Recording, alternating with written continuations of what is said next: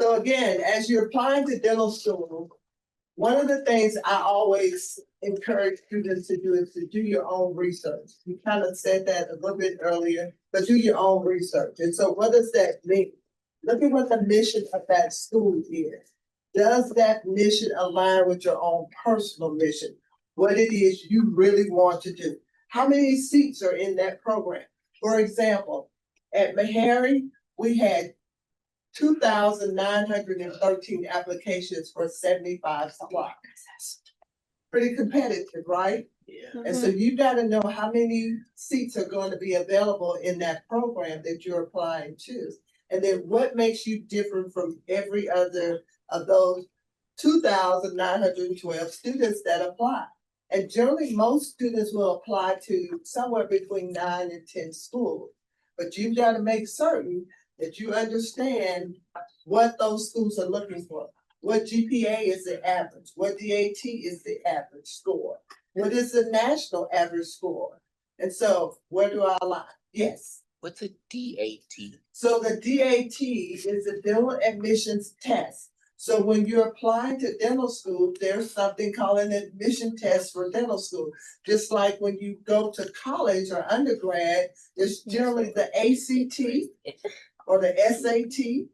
And so in dentistry, there's a DAT. In medicines, there's an MCAT. In law, there's the LSAT.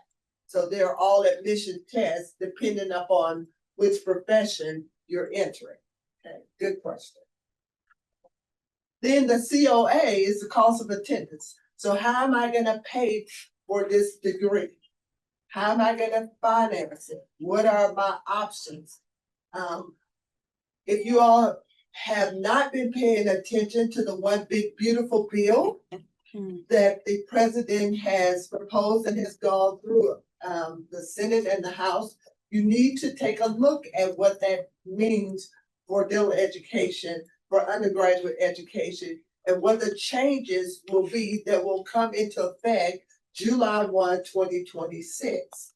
So you have to know what's going on and keep abreast. So there's gonna be some changes that are gonna come down about student loans. So if you think that you may need any type of funding, call a student loan, because maybe you don't get quite enough scholarship dollars or grant dollars, then you're gonna have to look at what those other options of paying for your education will be.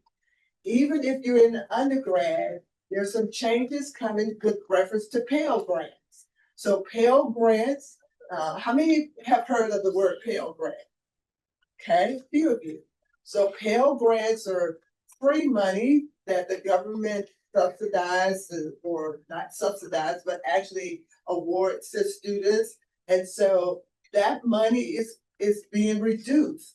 And so whereas you could get almost up to $8,000, you're only gonna get somewhere around $5,000. And so just under 5,000. So you have to look at what those options are and how are you gonna finance your education. There are gonna be caps, meaning that the maximum amount of money that you're going to be able to borrow is gonna change. And so you gotta look at that information and know it for yourself so that you can even help your family. Maybe you have to begin to look now for those funding sources, some different type of funding sources, maybe those that you haven't looked at before. Maybe they're from your Walmart, something like that. Something that you never even thought about looking at. Walmart, Coca-Cola. Maybe it's the baseball, like here we have the Sounds baseball.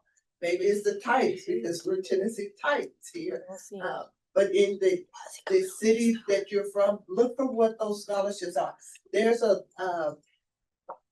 website that you can go to online. I hope you can hear me as well. But there's a website that you can go to that lists different scholarship opportunities. So look at those. Don't be so concerned about getting all of the big ticket dollars. Look for the smaller ones as well. It may be a scholarship that's just from your community. Someone who's going to professional school and they're wanting to give some monies to assist. So look for those opportunities. when we think in terms of social media, what generation are you all? Gen Z. And so Gen Z's like social media. Y'all like Slack, y'all, as opposed to me, who's a baby boomer, like, I think I may change that because now I don't like emails anymore. So I'm pretty much a text person too. So you guys like text, you guys like social medias. Guess what? Admissions committee members look at social media posting. So you have to be careful now what you put in social media. It never goes away. Never. It's always in the cloud. It never goes away. Be cognizant of what you put out on social media. It may be okay for your friends, and sometimes you think it's in a private platform, not necessarily. So just be mindful. On this journey, there are a lot of things that could be obstacles thrown in your way, like social media. Okay? Questions? All right. You guys can talk. It's okay. Okay. So when we talk about the application, one of the key pieces to the puzzle is to apply early. Apply early. Make sure, how many of you know how to put together Excel spreadsheet, right? Excel. Okay. So it doesn't have to necessarily be an Excel spreadsheet, but some kind of way in a journal, if you like journaling, put it down. What it is you're looking for. In this program, I'm looking for maybe it's in close to home. Maybe it's in a warm state. Whatever it is, put it down. Then you have to go look at what the deadlines are. When is the deadline for the program that I want to apply to? So for instance, the application cycle has already opened for students applying to dental school for the 25-26 year. That means that you can now look online and see what the deadlines for the programs you may would like to apply to. For instance, UNC deadline is different from Meharry, which is different from UT Memphis, which is different from the College of Georgia. Each school selects their deadline. And so there are 80 dental schools in the US and about 10 Canadian schools. So that's 90 schools, and we all have the option to have different deadlines. So you have to make certain that when you're looking at applying, that you apply before the deadline. Be sure to read all of the instructions before you start. It is a very long process. The application process, you cannot do it in an hour. It takes several hours to do. There's a lot of information that you have to enter into the application. The application is online. So it's an e-portal that you put all your information in. You have to have what we call a DID pin. You have to apply the DID for a DID pin. That DID pin is your unique identifier. No one has a DID pin like you. The reason why they do a DID pin is because all of you on this front row could have the same date of birth. Same month, same day, same year. So if they have a unique identifier, they award you a DID pin. You are responsible as the applicant to make sure your information is updated as frequently as need be. Make sure you recheck it. Sometimes the ADEA, who is the American Dental Education Association, that's what ADEA stands for. They manage the application portal. So you're pretty much, I'm not aware of any schools today that you can send in your application by mail. You have to upload it online. What Gen Zs like to do, right? right? Mhm. Yes. So make certain that you get all of the information in on time. Now, some students, like you all, will have done AP courses. How many are in AP courses? Okay.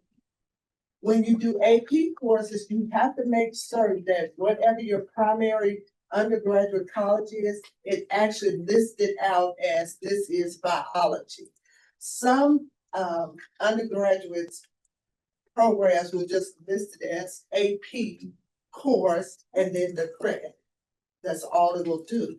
But you have to make certain that you work with the registrar for the college that you're going to, so it actually says it's AP biology, okay?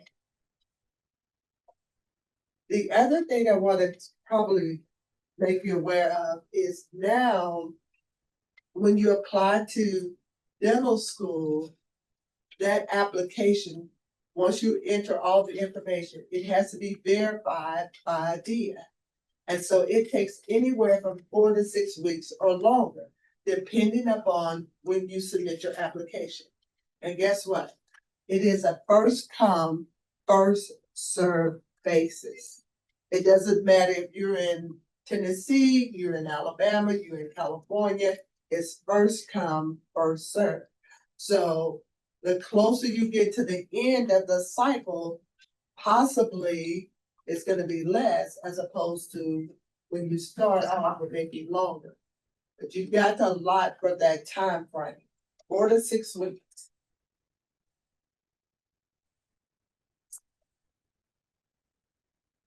So when you apply, guess what? It costs. It's $264 for the first application or for the first school that you're applying to. $115 for each additional. $115 for each additional. And then most schools have what we call a supplemental application. So in addition to the regular application, you may have to submit a supplemental. The supplemental gives those schools more information about whether or not you align with their mission. So they're trying to see if this student really aligns with our mission. So for instance, our supplemental application will talk more about community service because our niche is community service. We're all about taking care of those persons who may not otherwise receive care. And so our supplemental application is more about what are you doing in the community that aligns with our mission? The application cycle opens every year as what we call a soft opening in May. And then you can submit your application in June. It's always going to be May. It's always going to be around the second week of May to do that soft opening. And then the first week in May, depending upon where that date falls, is going to be first week in June, excuse me, is when you're able to submit your actual application. So now, why is that important? There's also, remember we're talking about different ways we can offset costs. You can also get fee assistance for those applications. And so if you submit early, then you can hopefully get fee assistance from a DIA. Yes. Just to kind of echo the fee assistance, the only hindrance of that process is you can't submit as soon as June 3rd. You have to apply for the fee assistance, and then the earliest submission date would be in July. I'm sorry, can you say that a little bit louder? Did you all hear? No. Okay. Robbie, go to the mic. Okay. For the people online. Thank you.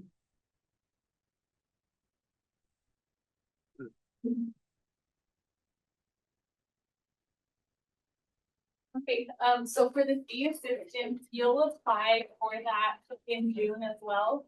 But they do have you they have to verify everything and make sure you qualify for it first.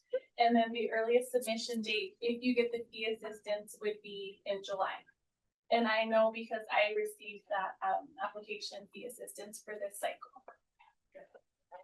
So just to kind of add another caveat to it, it's changing for 2026. It's actually gonna open in April. Actually gonna open in April and you're gonna submit it in June. And so before you could apply all the way through the cycle and they would award you as long as monies was available. This time, they're going to have students to apply by April deadline, and then they're gonna award all of the money at the same time. So it's gonna be a little bit different for the new cycle. But yes, yes. So do you mean the soft opens in April or the hard, like you can submit? So the soft opening for fee assistance. Ah. But remember, in order to submit that, you have to, before they're gonna award, you have to actually have completed your application. So you cannot be awarded, so that's the reason why they give those soft openings, so that you can get all of that information in. So you have to open it up, begin to put all your information in, so once you submit it, everything is gonna go. And then they're gonna look to see how many people are in, how many people are actually eligible, and then award the money. Last year, what happened, some students that actually were awarded did not use all of the money. And so then it went back into the pool and other students were awarded afterwards.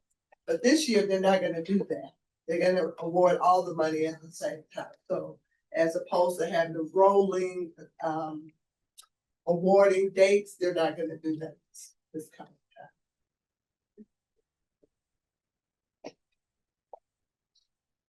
So all schools have their own date that you can apply or their deadline date. But ADIA sets the date that we can say when you are either accepted, rejected, or placed on the alternate list. So even though I can set my date for August or November or whatever it, I prefer, I cannot let the applicant know before December 15th. So if you actually interview in August and you feel pretty strongly you're gonna be accepted, that school still cannot notify you of what your status is until December 15th. Now, on December 15th, depending upon where you live in the country, it may be a little bit different than the time because it's actually 12:01 Eastern Standard Time. So for Tennessee, you may get that information at 11 because technically it's 12 o'clock in DC, which is where all of that is housed. Okay. Different schools will send the information differently. Usually it's a multiple way that you'll get the information.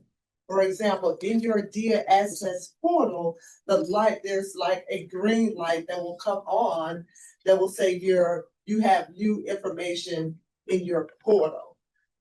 That school may also call those applicants at night to let them know they've been accepted. They may send them an email.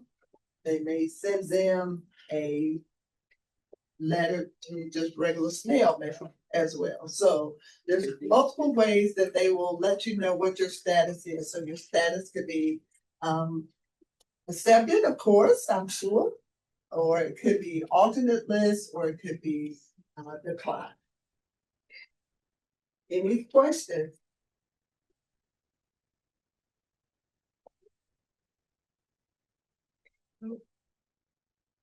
And just a little bit more, the fee assistance program is income based, so your family has to be 200%, not exceed 200% of poverty. So something about the courses, there are prerequisites for all schools, they are a little bit different. Generally, they all will ask for biology, they all will ask for general chemistry, organic chemistry, physics, and some may ask for biochemistry, some may ask for statistics or calculus. So you have to, again, look on those websites to see what the prerequisites are. And then pretty much every school will also ask for English composition, okay? There are also some schools that have time period limits for those prerequisites. So you have to go again, see if that's the case for the schools you're applying to. So for instance, it may say that there's a 5-year limit, or there's a 10-year limit, or there's a 3-year limit. And if you're taking courses, and say for instance, you decide that I'm gonna change my major. So at first I was going to do, maybe I was gonna do music. And then I decided, well, I really do want to do industry, or I want to do a health career. But I took English composition as a first semester or second semester student. Now I'm 3 years out and decide to change my major. And so you may run into the problem of those prerequisite courses are now past the time limit. So you have to be mindful of all those little caveats that could be a hiccup. Some schools also will not allow you to use those prerequisites or to take those prerequisites at community colleges or online. And so you have to just know what those differences are. And that's the reason why it's so critical that you make sort of like a spreadsheet so that you know what the differences are across the different schools that you may be applied to. There's also some recommended courses that most schools will suggest. The number one, I think, is human anatomy. And so if you're in a college that offers human anatomy, then you may want to consider that, or microbiology as well. So going back a little bit to the DAT. So there's a myth, I say, about taking the DAT. And so sometimes we hear that the DAT is very difficult. It is. That I don't do well in testing. But if you prepare well, I believe you will do well. And so there's sort of like a rule of thumb of how long you should take to really prepare. I believe that you should start preparing the first day you go into undergraduate. So the first science course, that's when you're starting to prepare. It's always a good idea to get study material so that it can go along with you in your regular courses. So for example, if you're thinking in terms of some of the popular ones are DAT boot camp, DAT booster, iPrep, Chad's video, there's a number of different prep materials, Kaplan, Princeton Review. And so you just gotta decide which one. You have to look at the format of those prep courses, because if you're a person that needs, for example, a lot of deep dive information, then you may want booster. But if you're a person that can kind of get the big picture, you may need boot camp. And so you have to look at the information that's provided. There's usually some samples online testing. And so you can go use those sample tests to see how you fare with them. But generally, you're gonna have to set yourself anywhere from 3 to 4 months or longer when you're preparing for the test. Remember, that should be the review, because you should be studying for the test as you're going along with your courses. So when you're taking your G-Chem, or when you're taking your O-Chem, organic chem, general chemistry, when you're taking those courses, you should have some admission test prep and materials that you can use along with. And then look at the questions. So every question generally is an ABCD answer. And so If the answer is A, how do I reformat the question so that now the answer is B? How do I reformat it again? The answer is C, and so forth. That way you're reinforcing the concept. You're not trying to memorize. Remember, we talked about you cannot memorize that information. So you have to get away from rote memory. So if you look at how I can reformat those questions, then you're reinforcing the concept. They have what they call a Q bank or question bank. Those Q banks can have anywhere upwards of 1,000 or more. And so just think in terms of having more than 1,000 questions. But if you look at the question and you take a deep dive, if it's an enzyme, it's an enzyme. There's a reason why it's not an enzyme. So you have to know it that well. You have to know it from the state just as well as you know your name. So if I know my name is Michelle, then beyond a shadow of a doubt, this is the right answer. Okay? You have to know why the wrong answer is the wrong answer. So in terms of if you were going into your biology course at your individual schools and you prepare for the test, you're not going into the test to make less than 100, right? Right? Yeah. Everybody wants to make a 100, right? And so you have to think of it the same way. You're always going to test. So don't be afraid of a test. You're always going to test. You take a test to learn how to drive on the road. You take a test for a license to practice. Take a test in every course you're in. So it's just a test. There are, of course, a cost associated with the test. And now you can take the test 60 days if you have a hiccup, and I call them just a hiccup. But if you don't make that score that you're looking for, then you have to wait 60 days before you're eligible to take it again. And the test is through the American Dental Association, and they use the prometric science. And so you have to have permission to take the test. There is 5 times you can take the test. So you have to make certain that you prepare well so that you can test well, so you have the score that you want.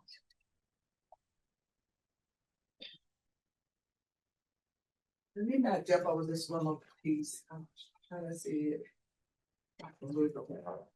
But I think this part here is so important. Healthy lifestyles. You have to maintain healthy lifestyles. You have to take care of yourself. It's not going to be easy to take care of someone else if you're not taking care of yourself. And so remember, you have to eat well, sleep well, exercise well, all of those things. Okay, healthy lifestyles.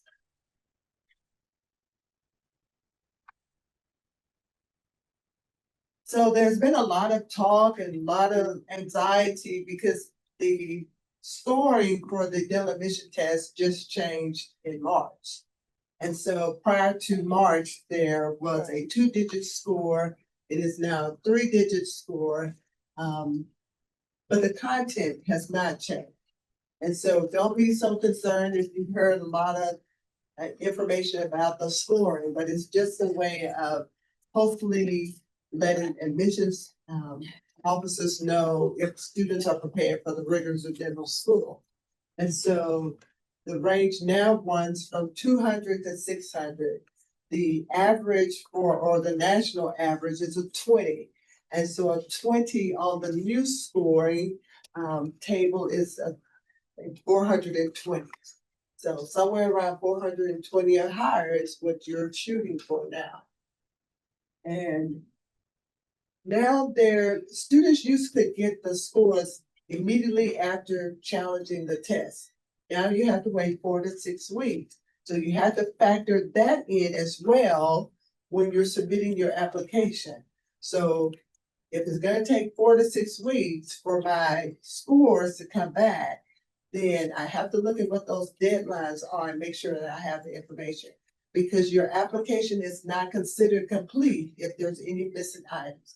So you have to have letters of recommendation. Generally, there's 2 science professors. Then you can have 1 additional letter. Sometimes people will get them from the office that they share. Okay. But you have to look at all of the information that you need and make sure it's in on time, because otherwise your application is not considered complete. And so the admissions committee will not review your application at all.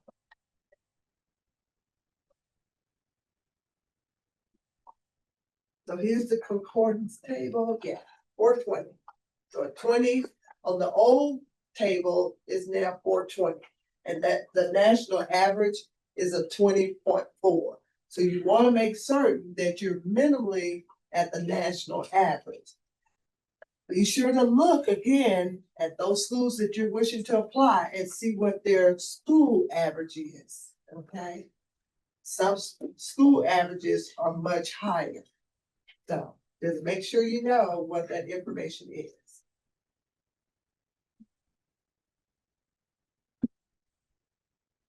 So again, 3 to 4 letters. You have to have 2 letters from science faculty.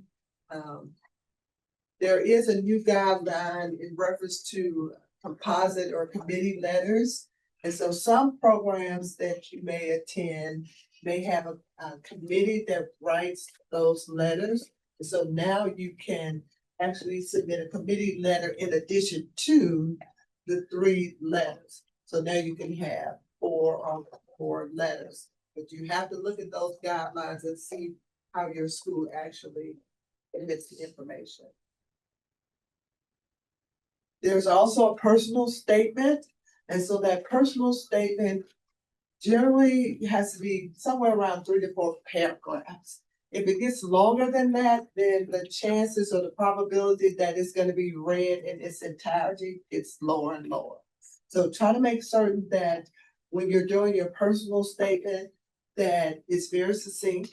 It tells the message that you want that admissions committee member to know about you. Make sure it's about you. It's your story.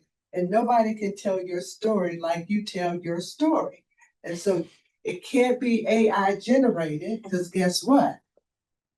Everybody else do an AI generated personal statement, then they're all pretty much gonna look the same. And so it has to really be you.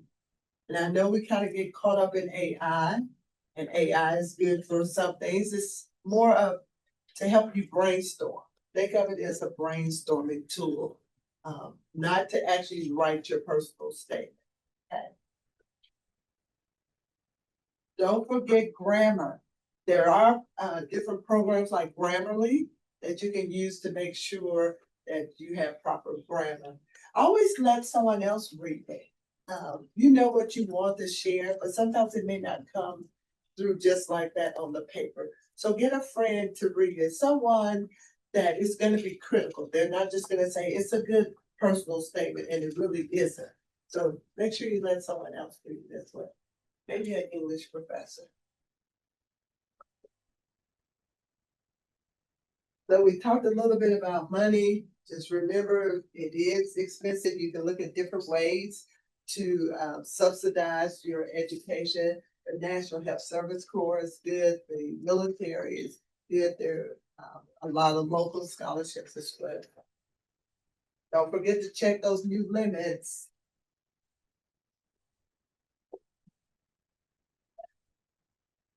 And then in the portal, you have to constantly check the portal and for any updates that maybe a DIA, maybe the school may send you. Generally, the window of change or update is somewhere between August to February, that you can put updates in your application portal. And so make sure if a DIA sends you a letter and say, I need you to do X, or we need X information, that you submit that information prior to their deadline. If you do not, what happens to your application is it's considered unverified, and then it is undeliverable. So even though you may have put it in, you may have paid your money, it will not go to the program that you are wishing it to go to if they declare it unverified, undeliverable. Okay, I can see it, but I won't be able to access any of the information in it because it'll be tagged as undeliverable by a DS. So make certain that you watch your emails, you really frequently check your portal for any additional information. So for example, if during your matriculation, and let's just say you're at this university. So you're at this, you're attending this university, and in the summer session, you said, I'm gonna get ahead. So I'm gonna go ahead on and I'm gonna go down to Tennessee State University and I'm going to take the second part of physics. So I'm gonna take physics 2 at Tennessee State University. And so, but my primary school is Fisk. So even though your physics 2 will show on your Fisk transcript, IDEA Access will say you have to have transcripts from both schools. And so that has been a hiccup for students. So make certain that you look at little bitty fine print information like that. Because then it's like you don't have all of your official transcripts in, but they'll generally send you an email. They'll say, we need a transcript from Tennessee State University. And they'll give you a time period within which to respond. If you do not respond in that time frame, then they'll close your application. So just be mindful of all those little caveats.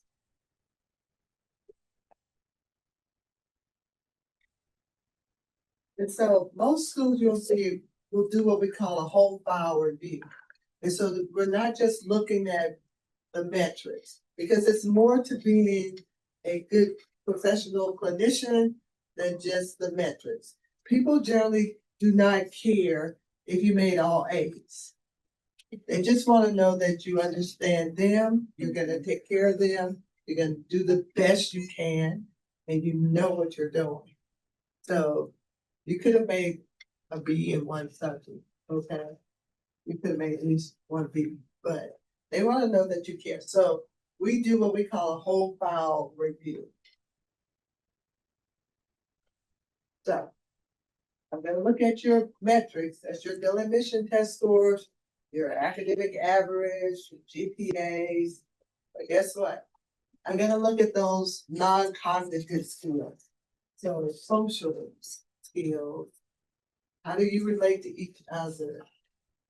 If you're in an interview, for example, there may be generally about 10 to 15 students. How are you interacting with each other? This is a good testing. Okay, so you all are from different schools, locations, different values and beliefs, but how do you actually work together? Professionalism, integrity, doing the right thing when no one else is looking. That's what it's all about. You have to be professional at all times. Are you able to multitask?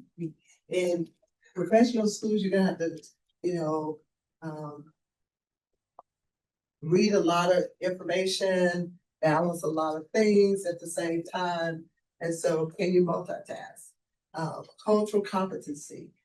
Are you respectful for other values and beliefs of your colleagues? So culturally competent. Are you able to problem solve, decision making? What's your gift? What do you bring to the table?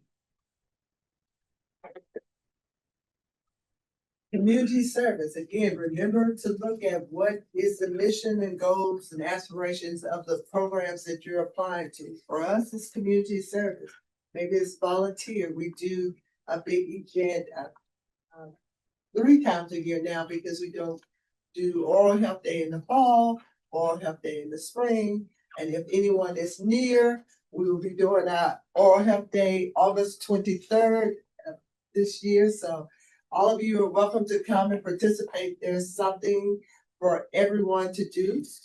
We in general have somewhere around 400 to 500 patients that we provide care for on that day. We start as early as 6 in the morning and they go to 6-ish at night. We provide examinations and cleanings and fillings, and extractions. So, look for those opportunities that you can jump in and serve if you're applying to a program that has a niche of community service.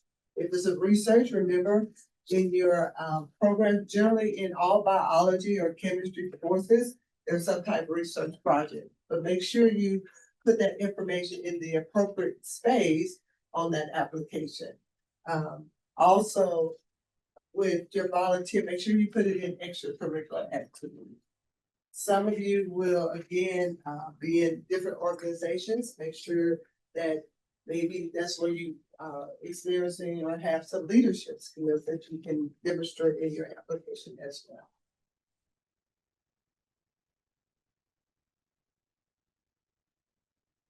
well. And then I always try to ensure that you believe in yourself. No one else will believe in you if you don't believe in yourself. I always say to that own self, be true. You know whether or not this is really what you want to do. As you go through this journey, if you decide along the way that maybe the industry may not be exactly what you want to do, to that own self, be true. But you can always give back.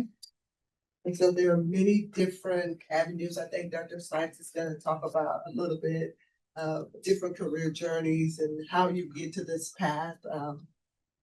All schools are not the same, but I don't believe there are any bad schools. So you just have to make certain that the school aligns with your own value and belief. There was a Diego Dental in March, and there's another one that's in August that's at UNC that I'll be at. So if anybody is near UNC, University of North Carolina, Chapel Hill, it is August 20 something, I think, but I'll share it back with the team here. And so just remember, believe in you, believe in you.